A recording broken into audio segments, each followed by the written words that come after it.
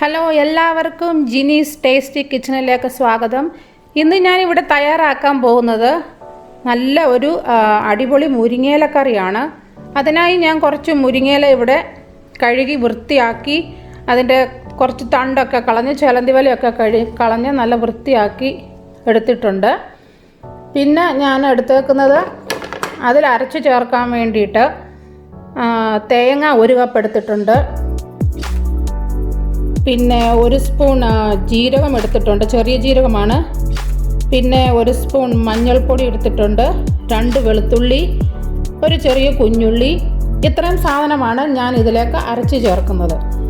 പിന്നെ നമുക്ക് കടുക് വറക്കാൻ നേരപ്പം എടുക്കാൻ വേണ്ടിയിട്ട് ഇച്ചിരി ചുമന്നുള്ളി ചെറുതായി കട്ട് ചെയ്ത് വെച്ചിട്ടുണ്ട്.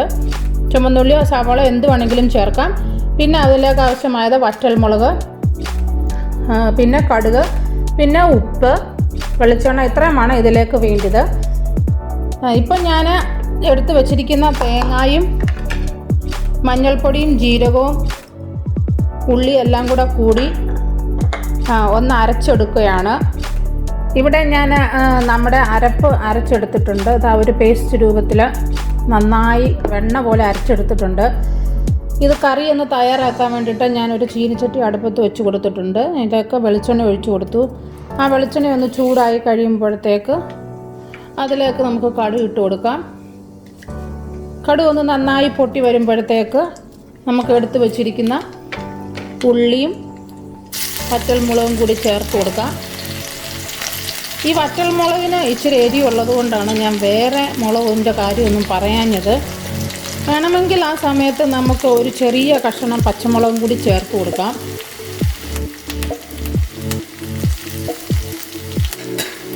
ഇത് നമുക്കൊന്ന് നന്നായി മിക്സ് ചെയ്ത് കൊടുക്കാം. ഇത് നന്നായി ഒന്ന് വഴന്ന് വരട്ടെ. നന്നായി ഒന്ന് വഴന്ന് കഴിഞ്ഞിട്ട് നമുക്ക് മുരിങ്ങയില ചേർത്ത് കൊടുക്കാം. ഒത്തിരി കരിഞ്ഞു പോകണ്ട, ഒന്ന് ചെറുതായിട്ടൊന്ന് വഴന്നാൽ മാത്രം മതി. പിന്നെ നമ്മുടെ ഈ മുരിങ്ങയില വളരെയധികം വൈറ്റമിൻസ് അടങ്ങിയ ഒരു ഇലയാണ്. നമ്മുടെ നാട്ടിലൊക്കെ ധാരാളമായിട്ട് ഉള്ളതാണ്. അതുപോലെ തന്നെ പല സ്ഥലങ്ങളിലും ഇത് നന്നായി വളരുന്നുണ്ട്. ഇതൊന്ന് വഴന്ന് വന്നിട്ടുണ്ട്. നമുക്കതിലേക്ക് ഈ ഇലയൊന്ന് ഇട്ട് കൊടുക്കാം. ചെറുതായിട്ട് വെള്ളം ഉള്ളത് കൊണ്ട് ഇതൊന്ന് പൊട്ടിത്തെറിക്കുന്നുണ്ട്, കാര്യമില്ല.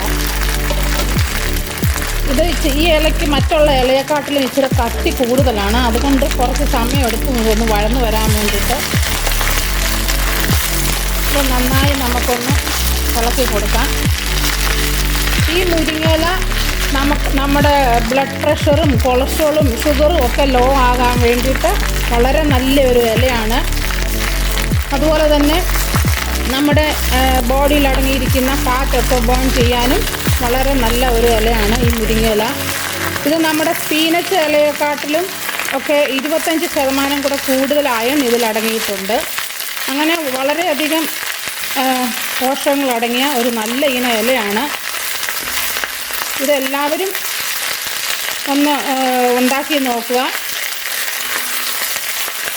ഇതതുപോലെ തന്നെ നമ്മൾ ചോറൊക്കെ ചൂടോടെ കഴിക്കാവുന്ന സമയത്തേക്ക് നമ്മുടെ ചോറിൻ്റെ പാത്രത്തിൻ്റെ അകത്തേക്ക് ഈ ഇലയെല്ലാം കൂടെ ക്ലീൻ ചെയ്ത ഒരു കൈ ഇല ഇതിൻ്റെ അകത്ത് ഇട്ട് വെച്ചിട്ട് ആ ചൂട് ചോറ് അതിൻ്റെ മേളിലേക്ക് ഇട്ട് ചോറ്, പിന്നെ നമുക്ക് അതിലേക്ക് തന്നെ കറികളും എല്ലാം ഒഴിച്ച് കഴിക്കുവാണെങ്കിൽ വളരെ നല്ലതാണ്. അങ്ങനെ നമുക്ക് കഴിക്കാം. അങ്ങനെ ധാരാളമായി വൈറ്റമിൻസും എല്ലാം അടങ്ങിയ ഒരു ഇലയാണ്. ഇതൊന്ന് വഴന്ന് വന്നിട്ടുണ്ട്. ഇനി നമുക്ക് ഇതിലേക്ക് ഇച്ചിരി ഉപ്പ് ചേർത്ത് കൊടുക്കാം. ഞാൻ ഇതിലേക്ക് ഇച്ചിരി ഉപ്പ് ചേർത്ത് കൊടുത്തിട്ടുണ്ട്. ഇലയായതുകൊണ്ട് നമുക്ക് ഉപ്പ് പിന്നെ ബാക്കി കുറച്ച് കഴിഞ്ഞിട്ട് നോക്കിയാൽ മതി, കറിയൊക്കെ വെന്ത് കഴിഞ്ഞിട്ട്. ഇനി നമുക്ക് അരച്ച് വെച്ചിരിക്കുന്ന അരപ്പ് ഇതിലേക്ക് ചേർത്ത് കൊടുക്കാം. ചേർത്ത് കൊടുത്തിട്ട് ഈ അരപ്പും കൂടി നമുക്കൊന്ന് വഴറ്റിയെടുക്കാം. ഇതിൻ്റെ പച്ചമണമൊക്കെ ഒന്ന് മാറി വരട്ടെ. ഒരു മീഡിയം ഫ്ലെയിമിലിട്ടിട്ട് ഇതൊന്ന് കുക്കാക്കി എടുത്താൽ മതി. ഈ അരപ്പൊക്കെ ഒന്ന് നന്നായി ചൂടായി വന്നിട്ടുണ്ട്.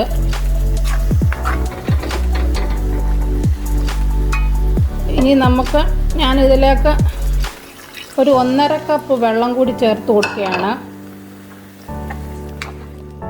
ഇതെല്ലാം കൂടെ ചേർത്ത് നമുക്ക് നന്നായി ഒന്ന് മിക്സ് ചെയ്ത് ഒന്ന് ചൂടാക്കി എടുക്കാം.